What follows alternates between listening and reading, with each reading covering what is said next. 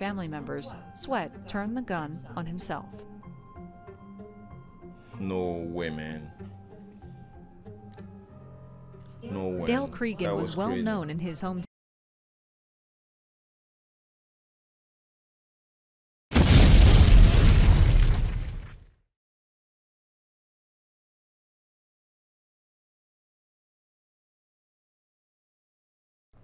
Yo, what's up guys? My name is RealGee. Welcome back to my channel. Today, another video reaction. Coming on. Anyways, don't forget to subscribe, leave a thumbs up, subscribe to my channel, share my videos, man. This reaction is all about 5 disturbing 911 calls made by killers. 911, 999 calls. Let's check this out, man. Let's check this out. From a teenager who confessed to a double murder to a serial killer who called 911 many times. Today, Fact Faction looks at 5 killers' disturbing calls to emergency services.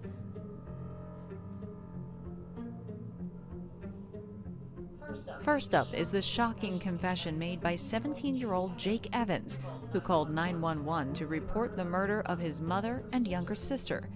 In the call, which was made in 2012, Jake explained in terrifying detail how he killed both his mother and sister using a gun he had stolen from his grandfather, and talked about his thoughts before and after the killings. He explained that he was influenced by the horror film Halloween. He admired the killer in the film because he did not have any empathy. Leading up to the incident, Evans had gotten angry at his 15-year-old sister Mallory You serious? due to hearing her say something racist.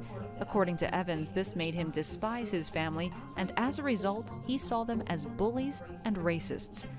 In his full 4-page confession, Jake also explained that he was planning on killing his grandparents who lived opposite his house, as well as his older sister, but had second thoughts after the murders. Why? In 2015, Evans was sentenced to 45 years in prison. Concord County 911, where is your emergency? My house. Okay, what's the emergency? I just killed my mom and my sister. What? I just killed my mom and my sister. You just killed your mother and your sister? How did you do that? I shot him with a .22 revolver. Are you sure they're dead? Yes. Man, he's saying that. Just relax. See how he was so calm and relaxed saying it. Man, he deserves death. He deserves life imprisonment, man. Can't do that. No way, man. Next up is Brian Sweat. At the age of 27, he committed mass murder in Greenwood County, South Carolina. His victims ranged from the ages of 9 to 51 years old. Among the victims were Chandra Fields, the mother of Sweat's baby daughter, both of her parents, and 2 of Chandra's nephews. No way. It is believed that Sweat had broken in and waited for the victims in their home while they were out, and then took them hostage as soon as they returned. No way. He bound them with duct tape and then shot the majority of them. He then called 911 and calmly told the operator that he was about to commit suicide and that he was extremely stressed. He also told them that he had a weapon in hand. Greenwood 911, may I help you? Oh, yes. I need an officer at 2007 Calliston Highway. What's wrong? Oh, I'm just stressed out, and I'm about to take my life. What's your name? It's unknown. What do you mean it's Okay, do unknown? you have a weapon with you? Huh? Do you have a weapon with you? Yes. Get in there.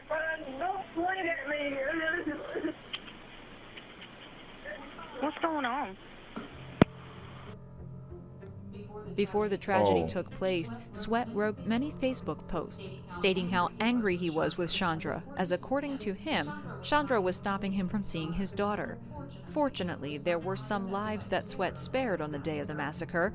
one of whom was his daughter, who he told to get out of the house, as well as 4 other children. The children ran to a neighbor's house, and the neighbor also called 911. Greenwood 911. Wow. This is Wow. Yes. live at 2. What's going on? I just got 4 kids out my door that says that somebody just killed their mama. Man, this is so weird, man. It's so weird. Why are these people doing this? It's just is this a disease or what, or a virus? I don't know. And just go insane like that, killing in this people. house. Look, I need at 20. She's got 4 kids there saying somebody just killed their mother. Sweat had a long history of violence and had previously been charged with assault.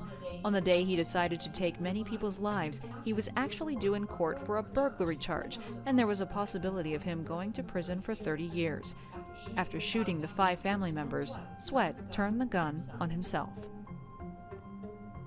No way, man.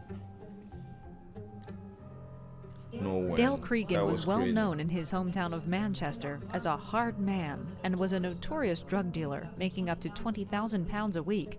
He enjoyed traveling and would always fly business class, even though he officially classed himself as a plasterer. While in Thailand, Cregan lost his left eye after getting into a fight. Back in England in May 2012, the 29-year-old got into another fight in a pub and ended up shooting and killing 23-year-old Mark Short. During the incident, Cregan also attempted to kill 3 other men. 2.5 months later, Dale Cregan traveled to Mark Short's 46-year-old father's house and murdered him in the same fashion before throwing a hand grenade at his body. After being on the run for some time, on September 18, 2012, Cregan murdered 2 female police officers by shooting them at least 8 times each and throwing an M75 hand grenade at them. Whoa. What was this guy thinking? I don't know. Is this normal? I don't think so. This is not normal. This is not absolutely. This is not normal, man. This is not normal. It's not normal. In order to get the police to his house, he had made a hoax call to 999 and made up a story of an attempted burglary. On the phone, Cregan provided the phone operator with in-depth detail about the criminal and told them where the supposed criminal had fled to, and even made a joke. What is really disturbing about this phone conversation is how he calmly told the operator that he would be waiting for the police. Police emergency. Someone just threw a big concrete slab through my back window and ran off. Of the house or a car? What are we talking? No, sorry, in my back window in the house. In the house. What's the address there, please? 30 Abbey Gardens, Mosher. Did you see them? Seen one, yeah. You know them? No, I don't know. Okay. Did you know why they've done it? I haven't got a clue. So it's all one person running off, yeah? Yeah. Which way have they ran? What direction? Ran there. There's like a field at the back, and I've seen them running over the field. I can point it out to the officer. Your name, please? Adam. What's your second name, Adam? Archery. Right, I'll get an officer up there, have a look round, see if they can see anybody similar, and then they'll come and see you. All right, Adam? How long would it take? Do you know roughly? I know that it's not that serious. But... Well, because it's just happened, it's gone in on the priority, so that's within the hour, certainly. But okay. They'll try and get up there as soon as, if there's a possibility he's still knocking about. All right then, thanks very much. Okay. I'll wait. I'll be waiting. All right, Adam. Bye. Bye. Once the police officers arrived in the door and immediately began shooting at the officers, who unfortunately... Oh no, he purposely did that. He has already planned everything. He wants to kill. Oh man, no way, boy. They did not have a chance to react. After the brutal murders, Cregan traveled to a local police station and handed himself in. He told them proudly that he was wanted by the police and then confessed to his awful crimes. What? On June 13, 2013, Cregan was found guilty of 4 counts of murder and 3 counts of attempted murder and was sentenced to life imprisonment without the possibility of parole. Yeah. What What the kind of person? On August 3, 2010, Omar Thornton was called into his place of work at the Hartford Distributors in Manchester, Connecticut, and was confronted with security camera footage which showed him stealing beer. The 34-year-old was a delivery driver for the distributors, and because of the theft was given the options of either resigning from the company or being fired. Thornton decided to sign the resignation papers. Shortly after the signing, and without warning, Thornton pulled out 2 semi-automatic pistols which he had been concealing in his bag and opened fire. In a matter of minutes, he had murdered 8 employees and seriously injured 2 others. After the shooting was over, Omar... No way. No way.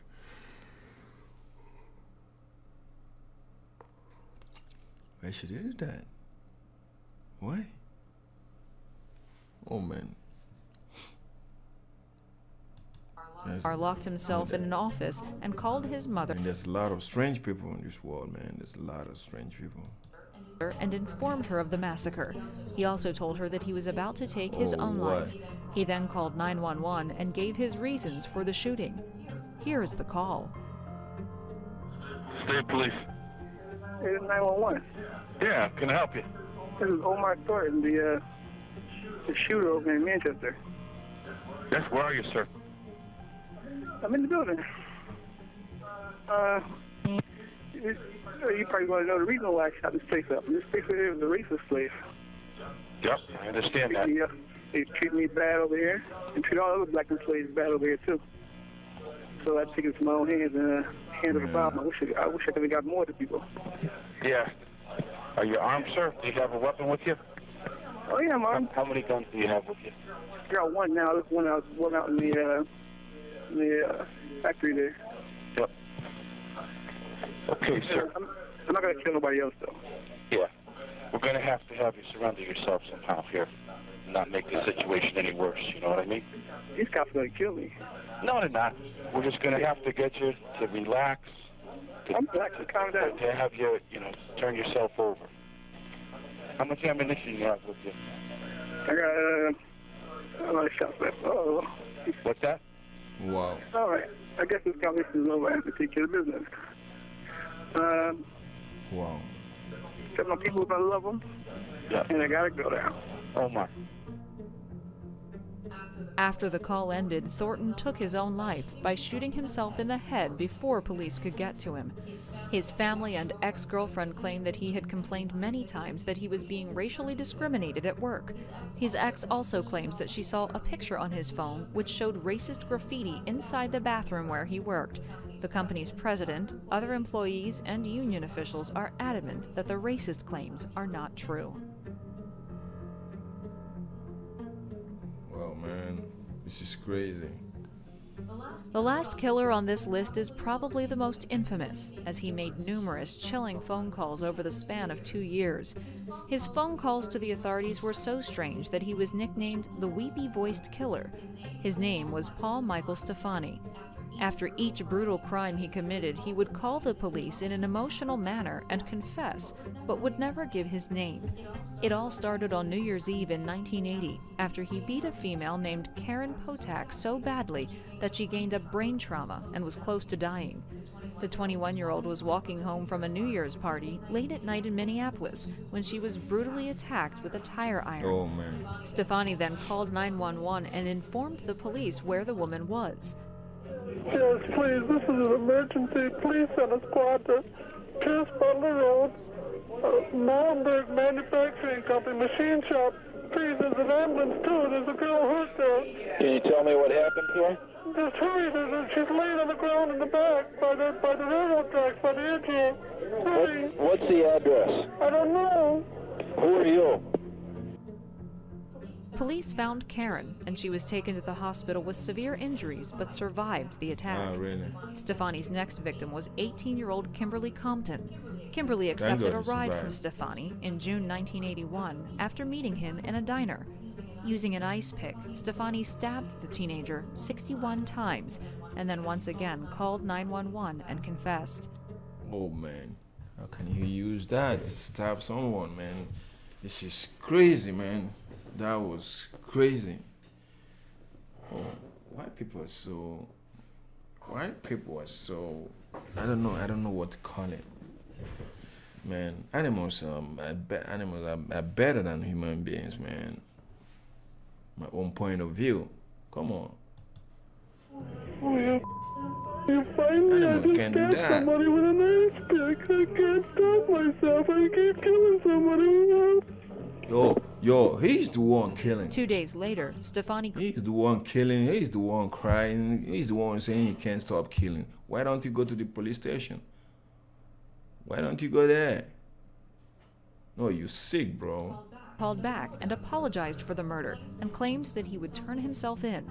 However, he never did. Yeah. 8 days after killing Kimberly, the weepy voice killer called 911 and Again. yet again apologized. Don't talk, just listen.